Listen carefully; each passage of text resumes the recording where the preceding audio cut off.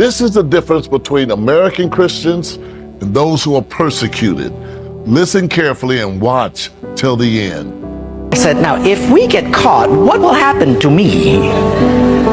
They said, oh, you'll get deported in 24 hours and we'll go to prison for 3 years. I said, you're kidding. How many of you have been in prison for your faith? Out of 22, 18 raised their hands.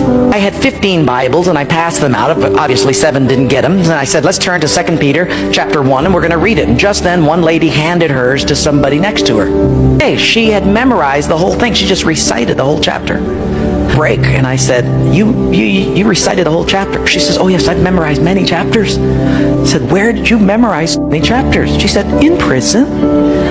She said, you have much time in prison. So I said, but don't they confiscate the Bible? And she said, yes. So people bring in scriptures written on pieces of paper and they bring it in.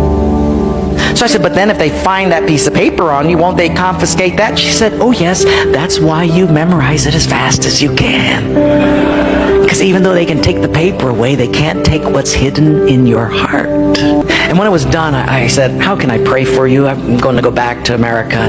You guys have been just so wonderful. How can I pray for you? They said, you know, Wayne, you guys can gather like this whenever you want to in America. We can't. Could you pray that one day we'll be just like you? And I looked at him and I said, I will not do that. Big incredulous eyes looked at me and they said, why? I said, because you guys rode a train for 13 hours to get here. In my country, if you've got to drive more than an hour, people don't come. You sat on a wooden floor for 3 days. In my country, if people have to sit more than 40 minutes, they leave. You sat not only here for 3 days on a hard wooden floor, but you did it without air conditioning. In my country, if it's not padded pews and air conditioning, people don't often come back. In my country, we have an average of 2 Bibles per family. We don't read any of them. You hardly have any Bibles, and you memorize them from pieces of paper. Comfort and privilege have inadvertently kept us stagnant and quenched our fire for God. Do not forget your first love.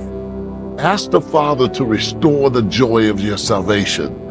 The word says, blessed are those who hunger and thirst for righteousness, for they shall be filled. Do not become satisfied with where you've been. Ask God for more today. For more truth, follow now.